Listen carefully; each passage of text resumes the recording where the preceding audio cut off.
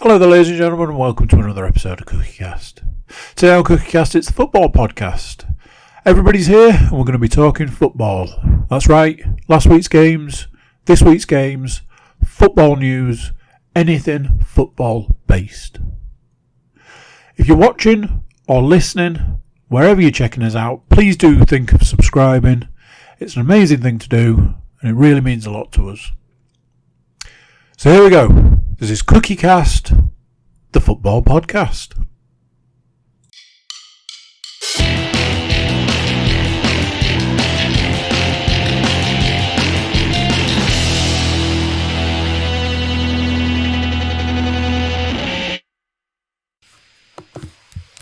Recording in progress. Oh, I wasn't ready.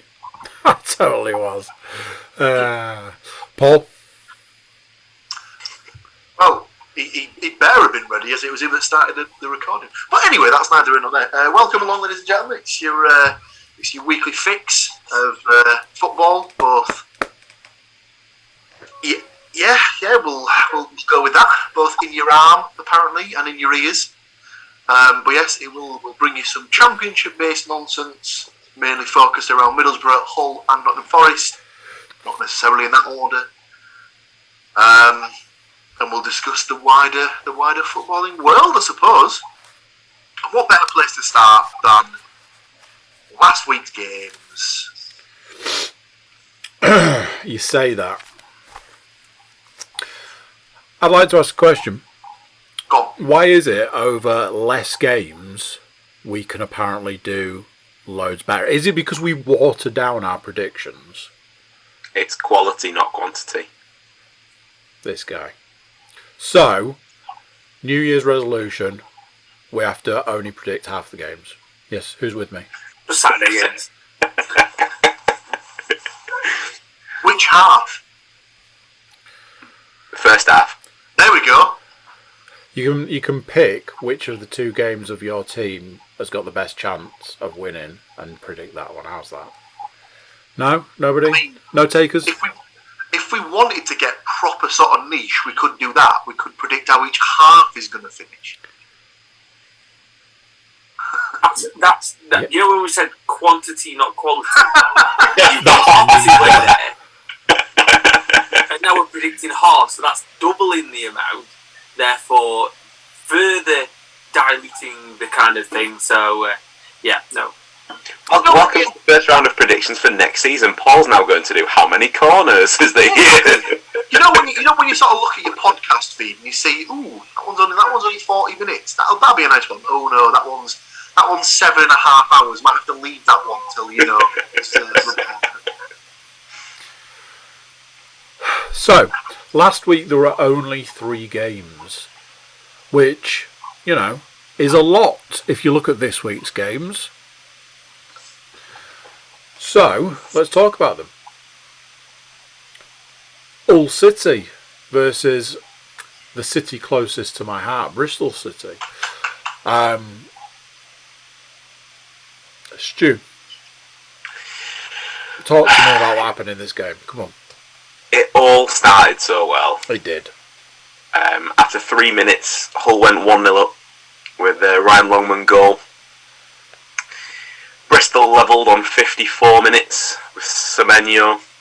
I'll be honest, at that point I thought I would go, that's it now. I could just see it all going completely wrong. And then, just to give us a bit of false hope, George Honeyman banged one in on 79 minutes. And, they waited all the way until injury time to throw away 2 points. It was a decent finish, to be fair. But James banged one in the 91st minute to make it Hull City 2, Bristol 2. Now I'm going to make this quick. I'm not going to dwell on it. Nobody of the 4 people here predicted a draw of any description. And the reason I say of any description is that might be relevant later in the podcast. No draws were predicted, so no points to be had. Everybody had Hull down to win. And everybody would have been right apart from that last goal that made it wrong. So we're not doing well predictions wise for points because there weren't any, but two men emerged from the darkness because they predicted the Honey Monster bagging goals in. Both Paul and Matt. I believe Matt. I believe Matt correctly pointed out that he was first to be all over the Honey Man. He was. Like I said, I believe I said it in the group chat the other day. Whereas me and Matt went for sweetness, we should have gone for length as well as sweetness, and we'd have had both goal scorers. Podcast After Dark. That wasn't the group chat I was on, Andy. Was it the group chat you were on? I didn't want to say anything because I just presumed that I wasn't privy to these kind of conversations. I'll remind you of that when we get to the scores for the week. Speaking of scores for the week, Stoke City, Middlesbrough. Anything to say about this, Paul? Technically, I don't need to give you an update on this one, as nothing happened. It's like they didn't play. Do you know what? In fact, what I'll do is I'll sort of go into the wider footballing scope for this. So across the 4 divisions, on last Saturday, there were 2 games that contained no goals for the home and away side. One of them was Hartlepool United at home to Scunthorpe. As we've listened to, people who've listened to this podcast before will know one of those teams is quite close to my heart. The other game that contained no goals for the away team or the home team was Stoke versus Middlesbrough. Another team quite close to my heart. So, over the slightly less close now is what you're saying. Yeah.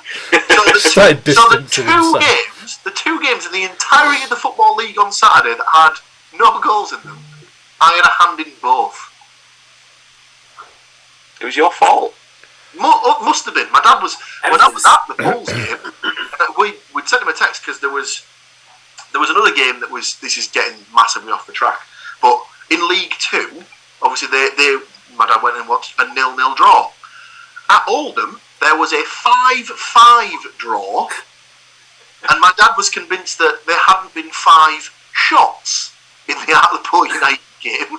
So, also, it might get mentioned later, but that was the week that the Oldham supporters had chosen to boycott the game. So, more people than normal should have seen that game, but didn't because they chose not to go. Brilliant. Yeah, 0-0 Middlesbrough, no goal scorers to go.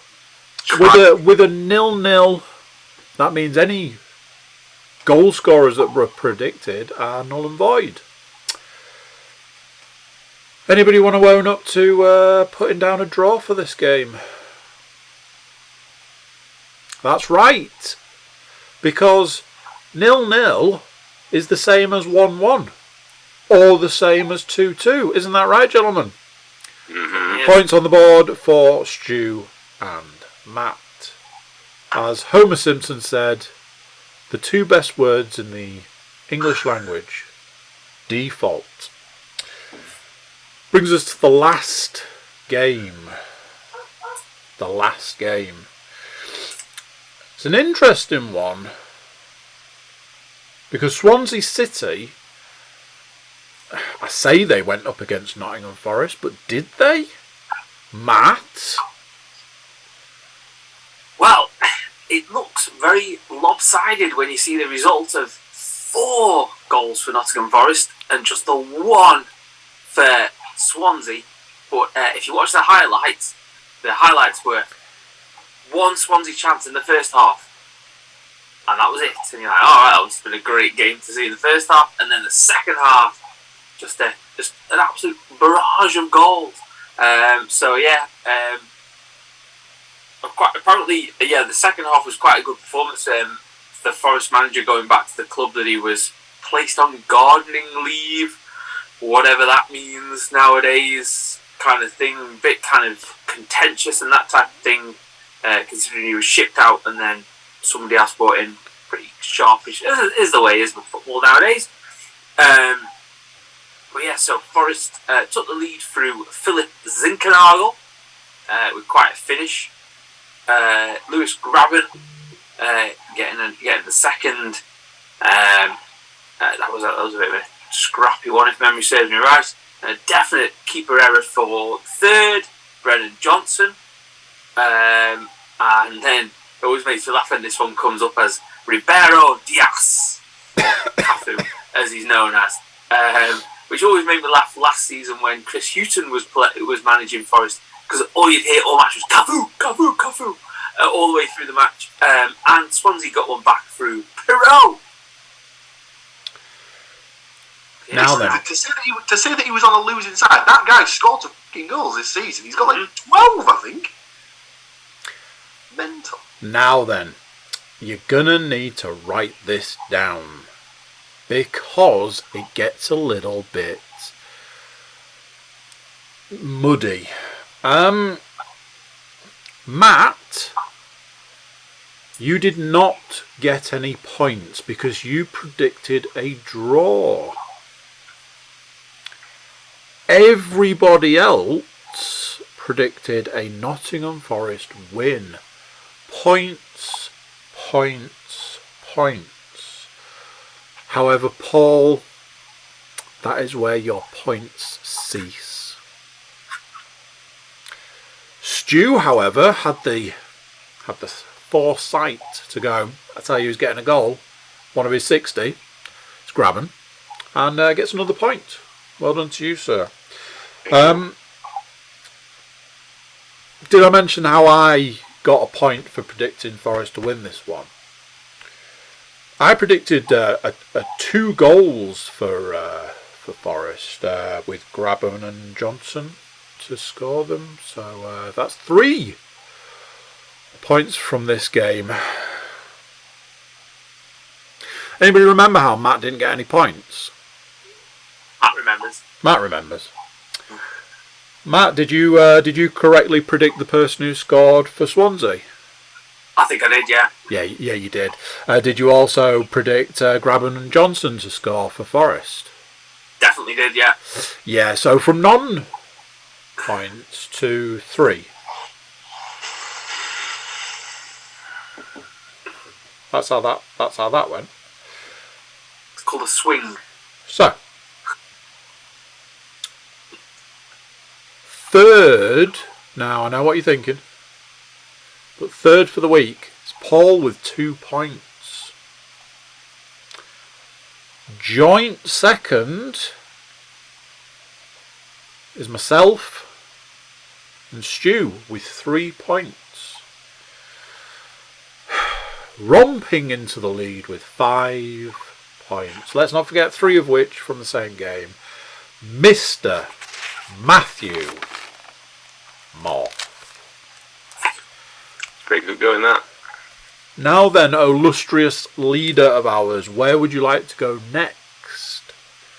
Seeing as there's only 2 games to pick this week, the listeners and viewers might be able to work that out based around the amount of teams we support.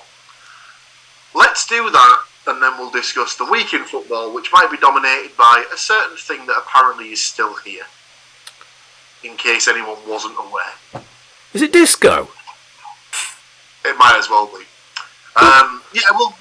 We'll do this week's games upcoming, and then we'll move on. As I think we can all agree, Paul clearly can't count because there are 3 teams, so that means there are 3 games. I had to send a faux angry text earlier this week saying, why did nobody tell me it was Podcast Derby week? That's right. You guys know. Big Bournemouth fans over here. Yeah. So about that, if you're getting pissed off that this week is Podcast Derby week, he's not going to be happy next week, is he? Fine. There's another one, yeah. I don't like predicting football, as we can see by the points. So Middlesbrough take on AFC Bournemouth, and Paul, you're going last. That's your punishment, or is it? I have put a score down here, and you know what? Fuck it, I'm going in, boys. Feel like Middlesbrough aren't going to let a 0-0 just lie like that, are they? They're coming back, and they're coming back hard. 2-0. Tavernier and Sporar. He doesn't agree? I was more looking at Stu's face as soon as he said Tavernier. Well then, Stu, looks like you've nominated yourself to be next. I also agree that they will try a little harder, so I have gone for a 1-1 draw. And I also have got Sporar for Borough, and I looked at the Bournemouth side, and purely because it's fun to say, I have picked Solanke.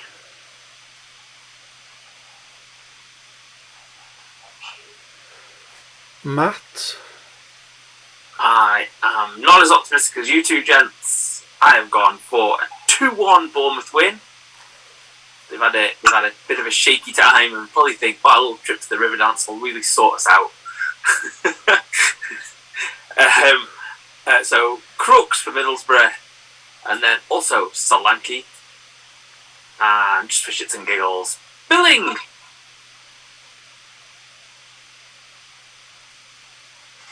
I should have picked that one really for me, shouldn't I? Come on, Paul. Don't listen to it. Don't listen to them. Come on. I can't believe it. Not only has he stormed in, put him down for a loss, he's only going to take my bastard prediction in it as well, hasn't he? Slug. Even though Bournemouth are coming off the back of a home defeat by Blackburn, which I don't think a lot of people saw coming, sadly I feel they may have just a little bit too much for the Borough this weekend. So I've also gone for a 1-2. Much worse is the fact that I'm going to have to watch it as it's on Sky. Yeah. It's the early kickoff. I'll go for Watmore, because he seems to go in that sort of little pattern of plays really well, scores a really good goal, plays really dog shit and misses basically an open goal. That was something that they repeated quite a few times on Sky Sports News as miss of the day, on the basis it was probably harder to miss than it was to fall over the ball in the manner that he did. Yeah, it managed to. It might have got brought up the enigma that is Duncan Watmore. Look, yeah. So Watmore to score for the Borough, and I will have a Lewis Cook goal. Used to play for Leeds, therefore he'll probably get abused. Quite right too. And Anthony.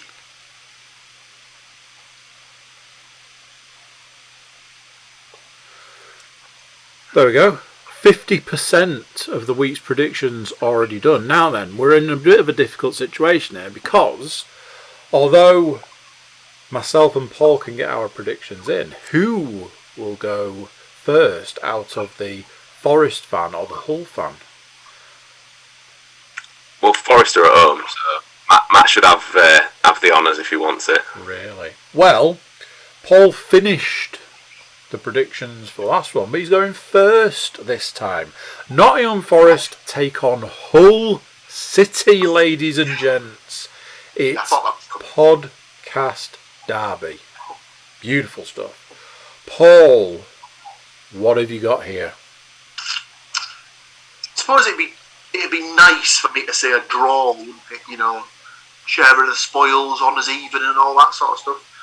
But then I remembered that Hull didn't do me the courtesy of giving me a draw earlier this season, and neither did Borough with Forest. So it's I believe in the round robin, it's Hull's turn to lose, technically. So I will go for a Forest 2-0 win. Wow.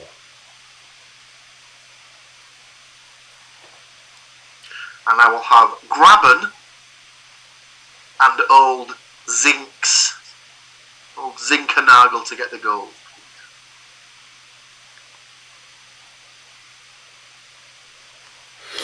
I honestly thought for a moment you'd stolen my pick because I was like, they're both in the room.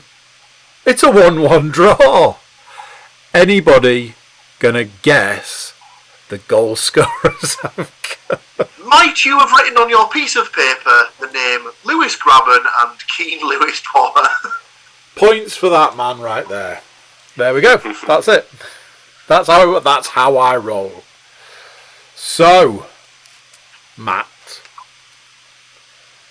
Yeah, I've gone with a 2-2 draw. See, 2-2 draw. he's gone with the same theory as me. A Desmond. Go on. I want Zinkernagel and Garner for Forest. Okay. Lewis Potter and Wilkes for Hull.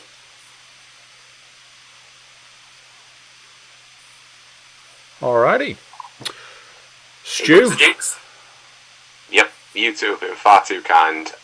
When Andy said, Paul, I thought you'd stolen my prediction, genuinely thought Paul had stolen my prediction because I've gone Forest 2, Hull 0. Jinx. Goal scorers.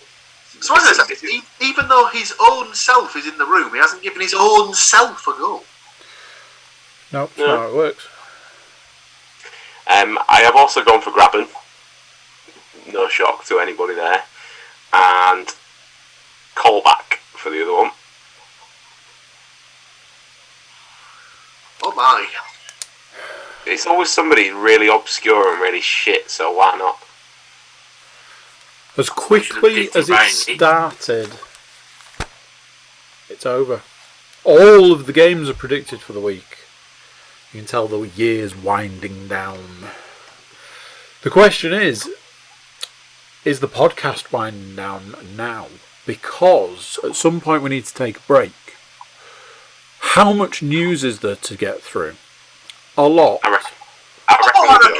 reckon we can cover it in the remaining time that just happens to be on this particular. Sounds like a challenge. Let's do it. Go.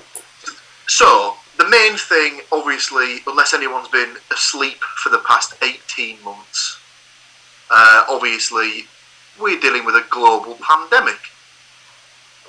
What? Obviously, the football world obviously stopped for a couple of months when it first arose. And then got back to a regular schedule. And we're now starting to see the first sort of regular occurrences of teams being hit with multiple cases of the virus across the squad. So, what was the first game to get cancelled? So when we recorded last week, the Tottenham Rennes Europa Conference League game was postponed. I'm going to say, in keeping with podcast traditions, within minutes of us stopping recording last week. So that was the first game. That was due on the Thursday. The scheduled game at the weekend, which was Spurs versus Brighton, was then postponed. Tottenham are a bit screwed at the minute because obviously they had that game against Burnley postponed because of the snow, and then they had this game against Brighton postponed because of COVID. I don't think the game this week has been cancelled, has it? Not yet. No, they're still due to play Leicester? Maybe? Yeah, Spurs are still due to play Leicester tomorrow, but apparently Leicester have commented that they've got an outbreak of cases in either the squad or the staff. Was it? They want to get the game called, but they want to get the game postponed. But apparently, they've been told by the league. Yeah, they've actually put in a request, haven't they? And they've been told to go away. Yeah. But alongside the Spurs-Brighton game at the weekend, the Burnley versus Watford game that was scheduled to be played this evening was postponed at about 5 o'clock. It was postponed pretty late on. So I can't see that going down well. And also the Brentford-Man United game yesterday was postponed. So yeah, we're seeing a lot more postponements at the moment than we've probably The best thing about the Spurs-Rennes thing is that UEFA have said they are not rearranging the match. They're just going to decide what the result was. Yep. Which is just the best. And technically, them deciding the game will determine whether Spurs qualify for the next round of the competition or not. How many backhanders are Spurs slipping to them at the moment to say, please don't let us put us in the next round. We don't want to go through. It's going to be that odd situation where they're going to sort of try and get out of it. So they might end up bribing them to not put them through. Did you mention the fact that it's at the Championship games as well? No, the Sheffield United QPR game. I didn't even know that until I just looked now. Yes, so Sheffield United QPR was off on this past Monday. The QPR have then been forced to postpone the next game as well against Swansea. I'm sure there was Reading versus Luton and Millwall versus Preston are also off, so it's taking a hold somewhat. Yeah. I think unfortunately we're going to see more of it, aren't we? We're going to sort of, as it sort of gets, as the cold sort of sets in. Is it that it likes the temperatures cold better or something like that? Because it's easier to multiply or breed sort of spawn and whatnot. Sadly, I don't think we're like Stu said. I don't think we're at the end of seeing the postponement. I think we're only just at the beginning, sadly. Yeah. And then combined with that was the other thing that we talked about on the podcast last week, and then it changed not quite as quickly, but I think it was possibly the day after. Was about the possibility of bringing in the passes for the sporting events. Yeah, that has been ratified in the last week. So we had this glorious thing of Carlisle United, was it? Yeah. Have now officially changed their capacity to 9,999, so you don't have to show your COVID pass to go in. However, the day that you get 9,999 people in Carlisle United's ground, not a problem. Probably be showing a winning lottery ticket, rather than the the COVID passport. No offence. So that was ratified. So if you've not had your jab, you might not go to football unless you've breathed negatively on a stick. So it boils down. Anything else news-wise? I've got two quick ones. Sergio Aguero retiring. Yeah. Which is sad. Obviously a really good player, but obviously some kind of chest issues that seem to be going around a lot. Lindelof at Man United had something as well, kind of heart monitors and stuff like that. And then the second thing, Barclays have invested 30 million into women's football for grassroots football and stuff like that, which I think is we like to talk about something positive towards the end, and I think that is a real positive thing because it's something that needs to be invested in and promoted to a higher level, I think. Absolutely. I was listening to a little bit with Peter Crouch this morning as well, and he's been back to a team that he went on loan to when he was 17 years old, and I listened to him this morning. Cannot remember the team name for the life of me, but they've done a documentary about him helping at the grassroots level again. So it's like him taking training after like the fellas in the team have been at work all day and then like come down to practice. So I think it's going to be on streaming services. So have a look out for that. Cool. Well, if there's nothing else, he has got one. So obviously the latest feature as such that we've tried to bring in is the sort of a little bit of lighter stuff. This one isn't as nice as the ones that we've done before, but here's the team sheet for tonight's game, and we are absolutely furious because Sydenham have fielded their players to spell out SRFC are shit. We know this for a fact because Dane Francis, a striker, is wearing number 3. Hope the league committee throw the book at them for this. This was a tweet that Streatham Rovers FC put out on their Twitter feed, and when you actually look into it, it's quite funny because Sydenham FC did in fact have Saunders Barry in goal, Rankin Thomas at right back, Francis Dane at left back, Cole Dixon Gavin. We can basically just go through this, but yeah, it did in fact spell out SRFCARESHIT